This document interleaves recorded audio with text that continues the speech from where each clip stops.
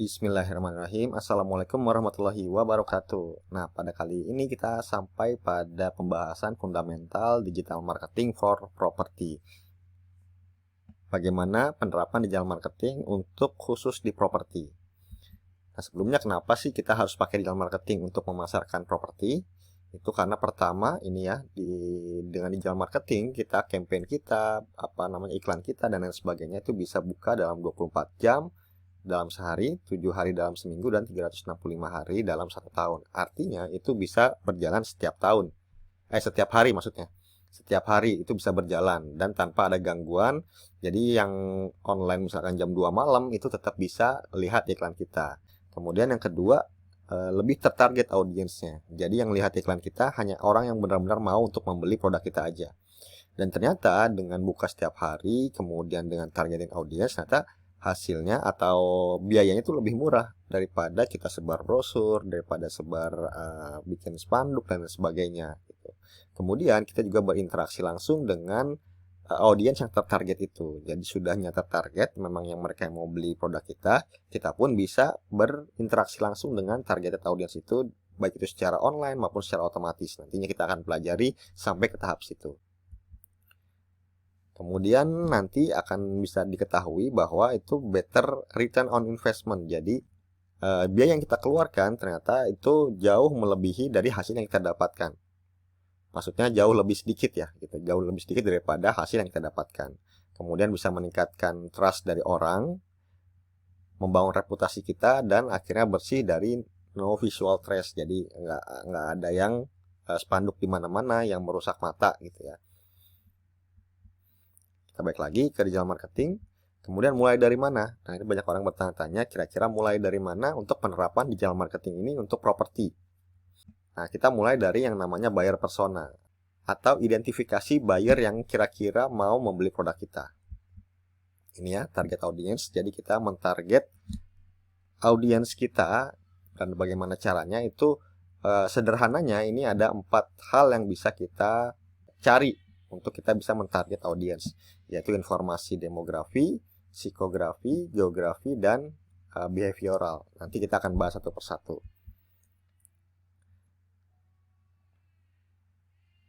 Jadi langkah pertama itu kita harus menentukan target pasarnya. Siapa sih orang-orang yang mau membeli produk kita atau properti kita. Jadi ini langkah penting untuk bagaimana kita bisa mentarget audiens yang tepat untuk produk-produk kita atau properti-properti yang kita pasarkan. Ini langkah pertama yang sebenarnya kunci untuk menentukan keberhasilan dari campaign digital marketing kita. Nah, kenapa ini sering dilewatkan? Ini alasan umum mengapa orang banyak ya di luar sana itu tidak menentukan target market. Ada 2 alasan, di mana alasan ini paling umum. Alasan pertama yaitu mau produknya dibeli semua orang. Nah, jadi mau properti kita itu semua orang tuh bisa beli gitu. Walaupun harganya misalkan 1 miliar gitu ya. Kita mau semua orang sebanyak-banyaknya mau yang melihat produk kita itu gitu. Padahal target market kita adalah ketika produknya 1 miliar rumahnya, maka itu yang berpenghasilan misalkan 50 juta ke atas atau 30 juta ke atas lah gitu. Itu bisa membeli rumah seharga 1 miliar gitu. Tapi kita mau mentargetkan ke semua orang gitu. Nah, orang yang dengan gaji 30 juta ke atas itu kan bahasanya beda dengan orang yang gajinya misalkan 10 jutaan ke bawah gitu ya. Jadi bahasanya beda, tempat kumpulnya beda gitu. Sehingga kita menyasarnya itu nggak tepat atau ke semua orang. Ketika kita menyasar ke semua orang yang mendapatkan iklan kita, yang misalkan yang sesuai target pasar kita di gaji 30 jutaan ke atas, itu malah sedikit yang melihat iklan kita gitu. Sehingga cost yang dikeluarkan itu besar sekali gitu. Padahal tadi yang kita belajar yang alasan pertama, harusnya bisa costnya itu jauh lebih sedikit daripada hasil yang didapatkan. Kemudian alasan kedua, nah ini mau buat tapi nggak tahu caranya. Nah, maka itu kita akan belajar di fundamental digital marketing ini, bagaimana menentukan target market kita. Jadi, apa sih manfaatnya untuk menentukan target pasar ini atau target market di awal, bukan di akhir? Nah, yang pertama kita bisa lebih fokus untuk mengarahkan iklan kita dan juga bisa produktif. Nah, fokus di sini artinya iklan kita benar-benar tampil pada orang-orang yang memang niat beli, bukan ke orang-orang cuma ngelihat doang, bukan cuma ke orang-orang yang pengen tahu aja, pengen lihat-lihat aja, tapi memang benar-benar ke yang pengen beli. Nah, ketika kita sudah mentarget orang yang memang mau beli, itu tembakan kita itu akan tepat sasaran. Jadi nggak salah sasaran gitu. Ketika salah sasaran, maka cost yang dikeluarkan akan lebih tinggi lagi, dan usaha yang kita lakukan itu akan lebih capek lagi jadinya.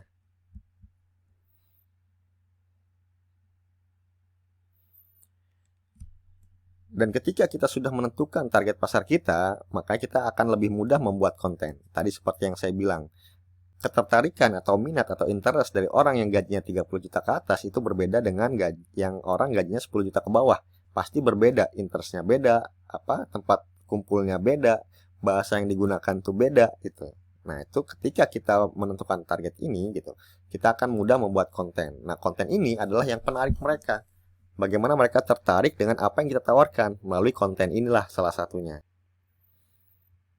Nah, pada akhirnya itu akan memperbesar peluang penjualan kita, akan memperbesar peluang closing kita ketika kita sudah tahu bahwa target pasar kita seperti ini. Gitu. Maka kita akan lebih memperbesar peluang penjualan kita pada akhirnya. Nah, yang terakhir adalah memudahkan iklan berbayar. Kita akan belajar nanti Facebook Ads gitu ya. Maka itu akan memudahkan kita untuk mentarget sesuai dengan kriteria dari properti kita, sehingga tadi lebih memperbesar peluang penjualan ujung-ujungnya.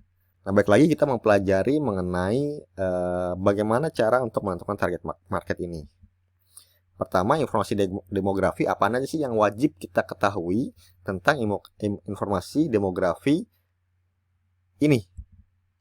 Yang pertama tentunya di jenis kelamin atau gender, kemudian usianya, usia berapa, agamanya apa, pekerjaannya di mana, pekerjaannya lebih ke apa ya, kemudian sekolahnya waktu itu di mana, kuliahnya di mana, dan lain sebagainya. Yang intinya tentang inilah, pertanyaan-pertanyaan tentang sensus penduduk lah ini, kasarnya seperti itu. Jadi misalkan usianya, nah orang tadi ya sampelnya yang kita jualan rumah 1 miliar ke atas. Nah, usianya berapa sih yang memiliki penghasilan misalkan tadi 30 juta ke atas, itu usia berapa sih? Apakah usia 20-an sudah mencapai titik itu? Atau usia 30-an atau 40-an? Nah, biasanya di sekitar 35 sampai 40-an ke atas gitu. Itu dari sisi usianya. Agamanya apa? Apakah kita mentarget properti yang tanpa riba? Itu berarti agamanya mayoritas Islam gitu ya. Kemudian pekerjaannya apa? Nah, pekerjaannya biasanya yang 30 jutaan, itu biasanya manajer-manajer di level BUMN atau di pegawai swasta yang istilahnya bonafit dan lain sebagainya. Itu kita bisa mentarget ke situ. Kemudian sekolahnya di mana, kuliahnya di mana, sampai sejauh itu kita bisa mentarget ya orang-orang itu. Tentunya bahasanya beda. Bahasa orang-orang yang selevel manager sama staff itu kan pasti berbeda gitu ya. Dan bagaimana kita menyesuaikan itu? Ini informasi ini harus kita dapatkan. Kemudian informasi geografi. Nah, tempat tinggalnya di mana, kemudian tempat kerjanya di mana, tempat aktivitas sehari-harinya di mana gitu. Itu kampung halaman juga berpengaruh juga. Kadang-kadang kalau di penjualan properti ya, terutama rumah, itu kampung halaman juga berpengaruh juga.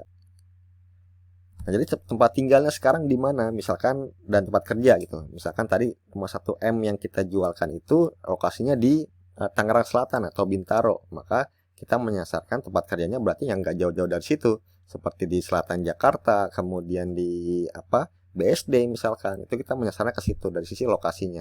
Atau tempat tinggalnya sekarang dia berarti nggak jauh-jauh di situ sebenarnya gitu. Dia tinggalnya sekarang nggak jauh-jauh dari situ, makanya dia nyaman tinggal di situ, pengen mencari rumah di daerah situ, di daerah Tangerang Selatan atau Bintaro atau dan sebagainya gitu.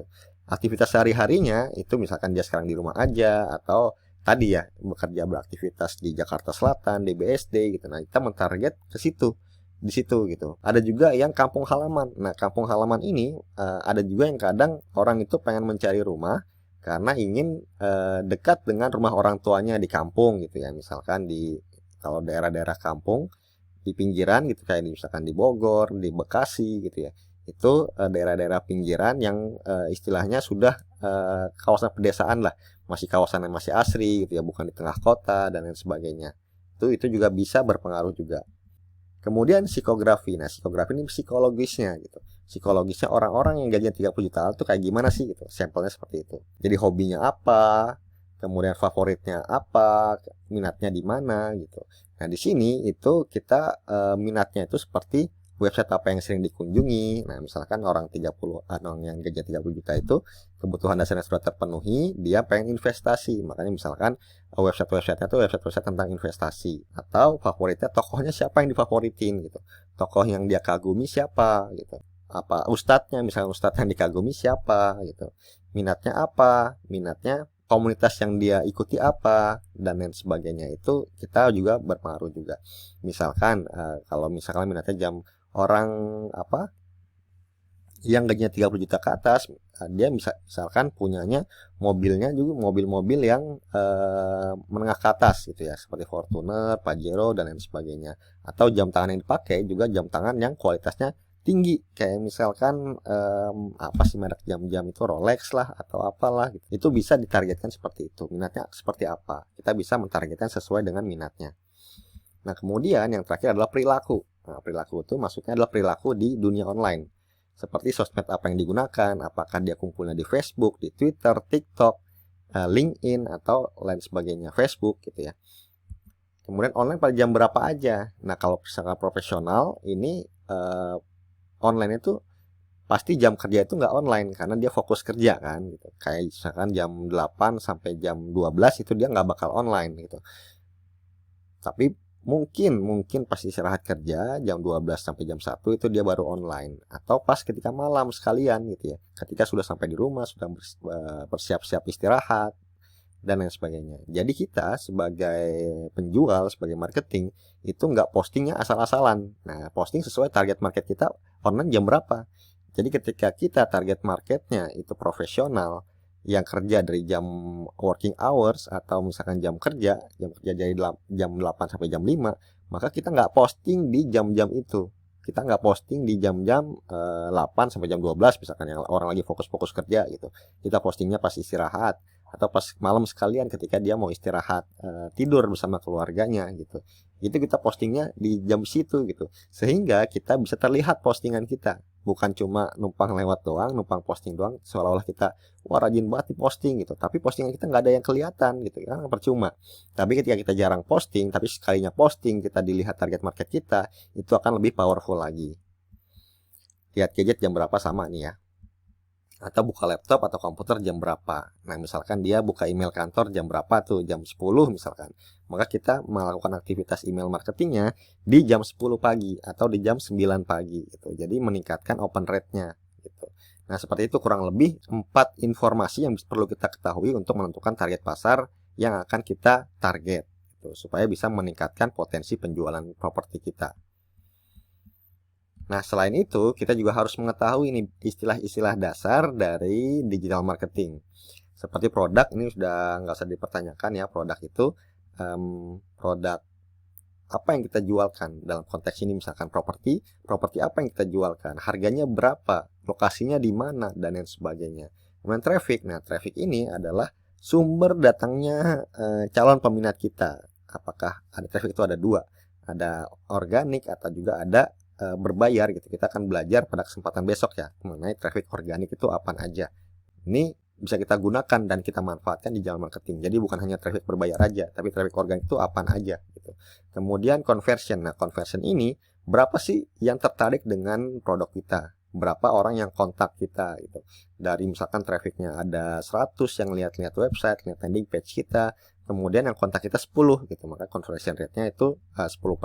Nah, itulah sedikit mengenai fundamental digital marketing, istilah-istilahnya, dan menentukan yang pertama kali itu apa, yaitu menentukan target pasar. Nah, nanti kita akan belajar mengenai organic traffic dan juga traffic berbayar. Sampai jumpa di pembelajaran berikutnya.